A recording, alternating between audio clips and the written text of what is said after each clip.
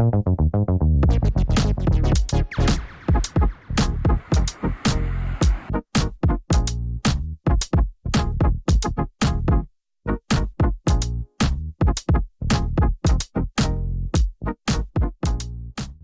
what's up? Vishwas here. I'm back with another exciting unboxing and review.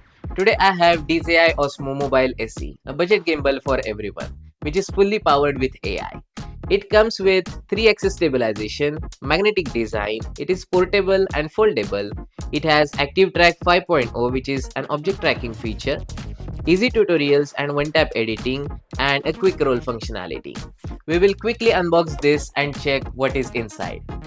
Nice compact packaging, QR code to download DJI Mimo app that manages this gimbal. It also has some instructions to connect DJI OSMO SE with your phone. Inside the box there is a pouch to carry this gimbal out, some documentation and pads to fit your phone nicely with the magnetic clamp if necessary.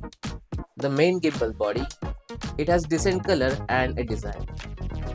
A magnetic clamp that attaches to your phone and then sits on the gimbal with magnetic connection. A tripod that connects to the gimbal body with the screw. And finally, a USB-A to USB-C cable to charge the gimbal. I have downloaded the DJI Mimo app, which will pair via Bluetooth with the gimbal. And I am ready to shoot the content. I am going to test all the features this DJI OSMO Mobile SE provides. We'll get back with my opinion, so stay tuned in this video. Meanwhile, hit that subscribe button if you haven't already, because so many tech review videos are in line. Also, it will help my channel a lot.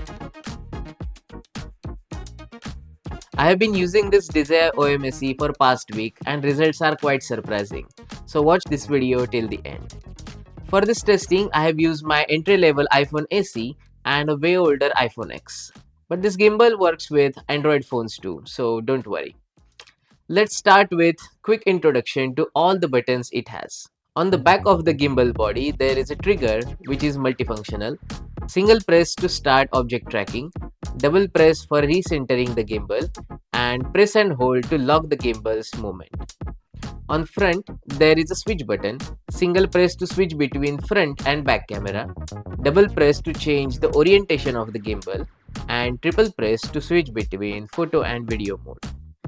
The shutter button to start or stop recording, a joystick to change the direction of the camera, and a button on the left side of the gimbal to zoom in or out.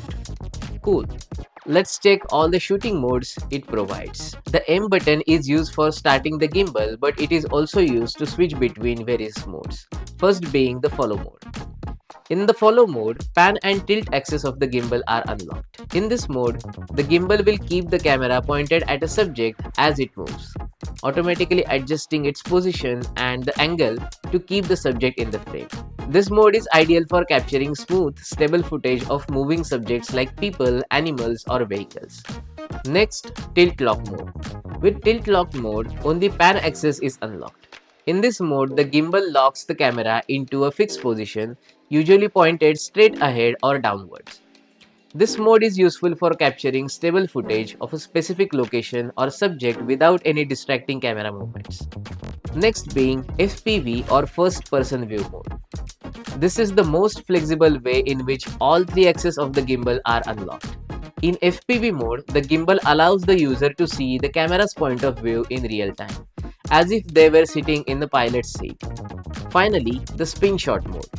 In spin mode, the gimbal rotates the camera continuously around its axis, creating a spinning or rotating effect. This can be a creative way to capture dynamic shots or add visual interest to a video. There is one more mode.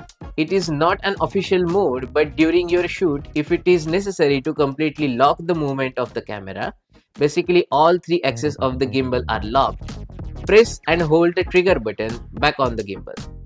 Camera will point in the same direction continuously. You release the trigger and gimbal will fall back to the mode in which it was previously.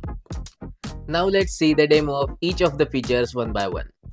First, I tested the active tracking, so started the tracking and following with gesture control, and I was moving in the vicinity of the gimbal, disappearing from the scene momentarily.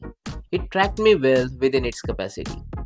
This gimbal is also good at person re-identification, as I was out of the frame for a while and it could still detect me when I came back in the frame. Even though the gimbal struggled, I was in the frame throughout the recording. Next, I compared the videos while walking taken without and with the gimbal. Footage with DJI OMSE was nice and stable. Even during running, DJI OMSE managed to keep the video stable. I was in follow mode. Tilt lock mode would have been even more stable. Took few selfies as well. Nothing special, but the good thing is the capture button is well placed so you can take selfies effortlessly. With this gimbal, you can take full HD 240 fps slow-mos. So if you are capturing fast-moving action or creating artistic effects or enhancing storytelling for that matter, definitely this mode is handy. It usually comes with the default camera app too, but here the cherry on the cake is the stabilization. Captured bunch of hyperlapses, first without object tracking. Gimbal was steady throughout and resulted in beautiful hyperlapses.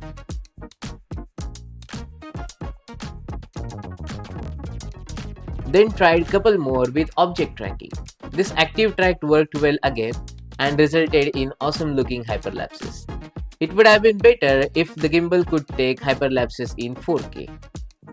Default camera app comes with panorama option, which basically captures multiple photos and stitches them together to create a beautiful panoramic view. This gimbal also takes 240-degree shots, but it has two more options. First is 3x3 pano, which takes total 9 shots in 3 rows and creates a wide angle image on both horizontal and vertical axis. And the fun one, Clone Me Pano, which takes 3 shots in principle. It gives you some time in between the shots to reframe yourself in front of the camera. Finally, results in a pano in which you can appear in different poses. I like this one. Good for creating banners with different poses. Again, the default camera generally has the feature to take time lapses where you are steady and the scene is changing. I could take full HD and 4K 30 fps time lapses too, but that is not the only thing. This has option to take motion lapses too. So rather than pointing in the same direction, gimbal can move from left to right, capturing the scene, or right to left for that matter.